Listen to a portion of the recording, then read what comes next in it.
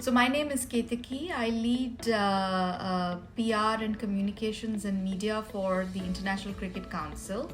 I joined them in June this year. I started working very, very young, but my first job wasn't in the field of communication. It was actually teaching dance to a special in a special school called NASIO. It was an NGO that did a lot of work with specially able children and people with physical and different disabilities. And my first job while I was in college was to teach them dance.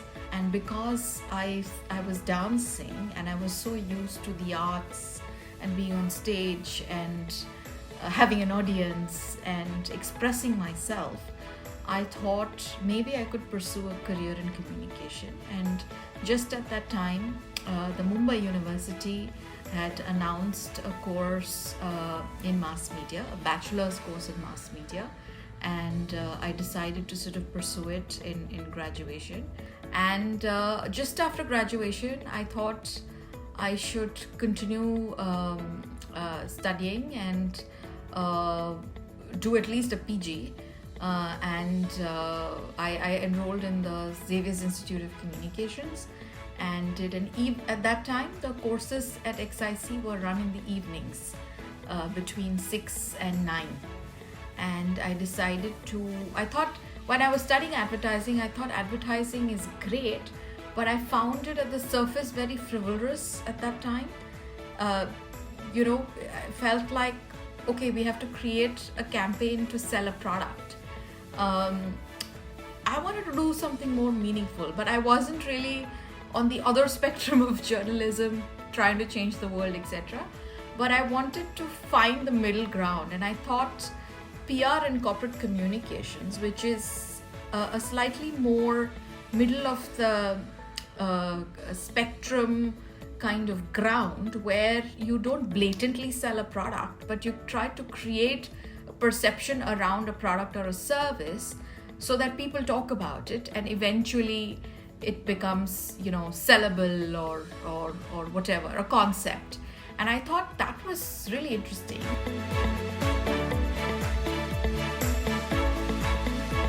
I had a lot of time during the day, so I started interning already as a young 19, 20-year-old in a boutique PR firm called Integral PR. Just after XIC, I started working in the agency world, and I got the dream job at Ogilvy.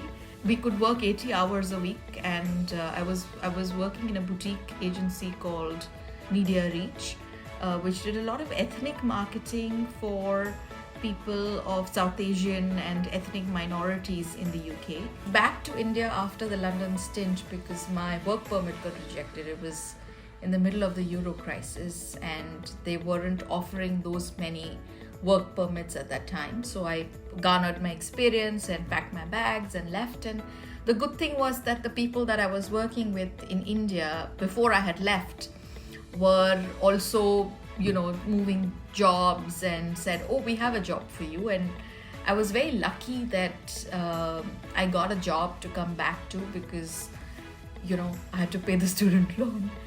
And so it started that I started working with Ad Factors, had to move to Germany with him because he didn't want to move to India. Again, I didn't speak a word of German before that, and I had to start from scratch again in a new country. Again, I was teaching dance, I was teaching business English at a university, and lots of interesting things when there were no jobs for somebody who didn't speak German. Finally, I got a consultancy assignment with an agency that was pitching to the German government on a 3-year diplomatic project, communications for the Indo-German year in 2011 and 2012. And we didn't win the pitch because we were too small, but I think I made an impression with the consulate general and the ambassador, German ambassador to India at that time in Berlin. and he said, "Oh, hey, we're looking for somebody to head our comms for the project in India, and you look like you fit the bill." Because by that time I had learned the language. It had already been about 2.5, 3 years in Germany. I had learned the language, so I was somebody who was still wearing a sari and speaking fluent German and presenting, a little bit about the Indo-German culture as well. And they said, and then I was like, but he said, the only thing is that it's not going to be in your beloved Bombay. It's going to be in Delhi, where the embassy is. So what do you think? And I said, why not? I was craving at that time to go back to India, and it just so happened that this job happened, and I came back, and huge project, 15 million euro project with a communication budget of 1 million euros, and doing all sorts of things in art, culture, science, research, and business as well, and trade, and working directly with the Foreign Office, with the German Foreign Office as their project lead on comms. I was the only Indian, and I was the only Indian woman leading a team of about 10-15 people, project managers in comms. I had to move back to Bombay, where my parents were, and start afresh again. And that's when I started working with Adfactors and Edelman, all the agencies that I had worked with when I was in Bombay.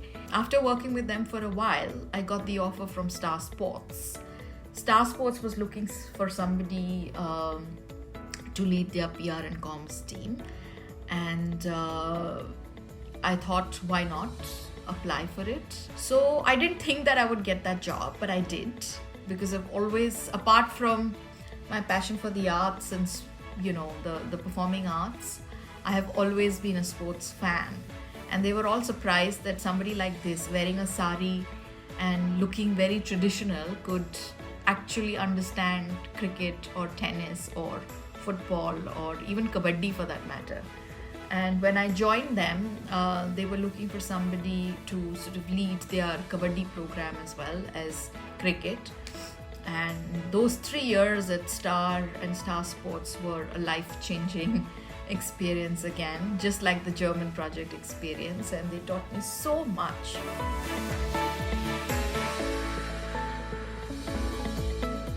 Yeah, so women's cricket in India has been quite an interesting project to sort of work on. There's this perception that nobody watches women's cricket because it's not as competitive. The quality of play is not as good as the men's game. And we had to sort of take that challenge bang on and popularize it and make it available first for people. So it was only in 2017, while I was still at Star, that Star decided to broadcast, along with the ICC, all women's games of the World Cup. When they started watching it, they started discovering that, oh, this is not bad. They are actually quite good. And then the other thing that we had to do is create heroes and heroines for people to relate to. This year in March, you saw the spectacle in Melbourne at the MCG, where about 87,000 people flocked to the stadium, and of course you had a Katy Perry performing and all of it, but they were not there for her. They were there to watch the Australians and the Indians play.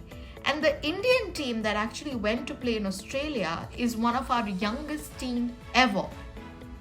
The opening batsman, Shefali Verma, was all of 16 years old playing for her country.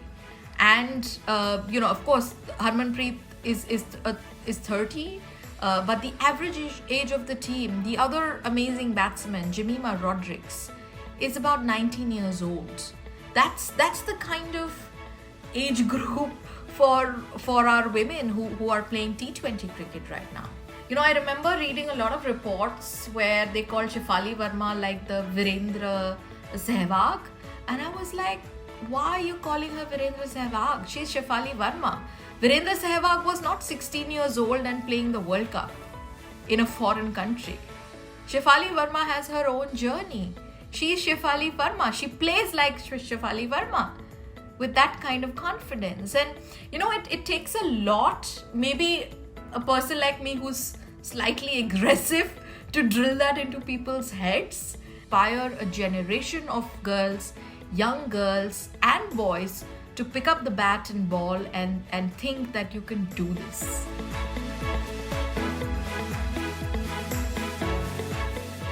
The definition of public relations, or the function of public relations, is to build perceptions around along with certain stakeholders, to talk about your product, service, or whatever you're bringing to the market, right? Whether you do it with a journalist where you influence him to write a story about your company, or whether you do it with a so-called social media digital content creator. The difference is that these digital content creators take money for something like that, where a journalist does it because they are looking for a story. So I don't, by definition, take social media marketing as a gamut of PR, unless it is some sort of a paid format. And again, even in the traditional media sense, there are a lot of paid media outlets who basically take money to get your stories out. If I have to look back on the communications industry, and I can also speak on behalf of the sports and broadcast industry, what has happened right now, and it has brought to the fore the many ways in which we were doing a lot of things wrong to begin with. And it has given us the opportunity to reassess and reevaluate how we work in general, whether it is the industry we belong to or anything for that matter, or the way we live our lives. It becomes even more imperative for communicators and PR professionals, therefore, to, whether it's an agency or a consultancy or an organization, to communicate with their audiences with this new reality, keeping this new reality in mind. Now, when I say this, I mean what I saw from an outside perspective in the agency world as a client is the fact that the marketing budgets were cut, right? People were not advertising as much because there was no money to advertise. Therefore, PR became the only way to communicate about your product and service to the audiences. Now you have to be a little sensitive as to talking about what is it that you want to go to market with in this time. If you don't know how to adapt within a 24 to 48 cycle, then you're pretty much obsolete. You cannot be doing the same things that you were doing 3 months prior, because our reality has changed, our world has changed so rapidly, right?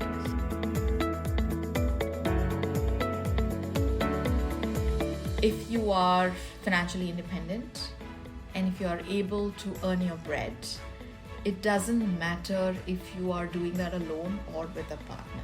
As women, we often feel, or we don't give ourselves enough credit to think that I'm going to get it.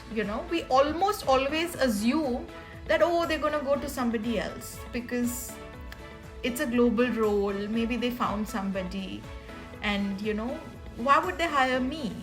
We don't almost always have that self-confidence that, yes, I deserve this and I need to be in this space or whatever.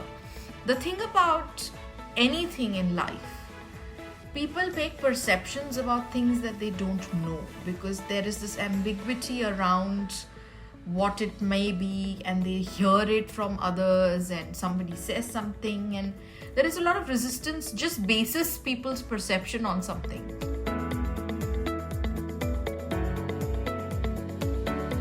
I think my message to the young leaders in India and all over the world is that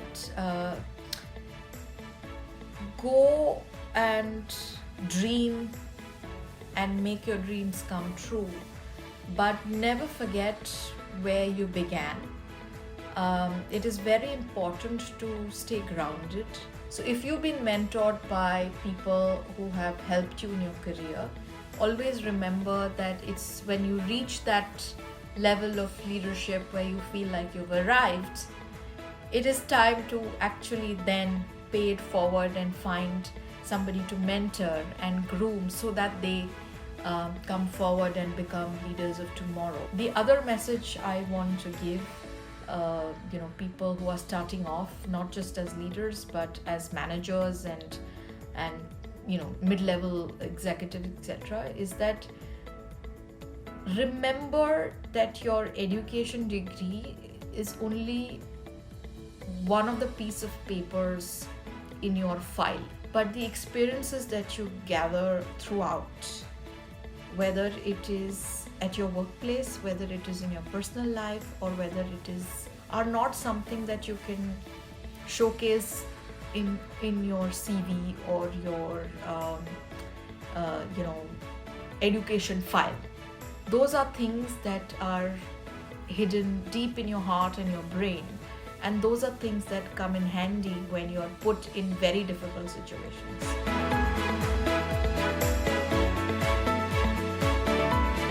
So just keep your mind, eyes and heart open to those experiences. Don't think that this is how we were taught things at our MBA school and this is how we do it. There's always a new way to do things, and there's always scope for improvement. So just remember that, and all the best.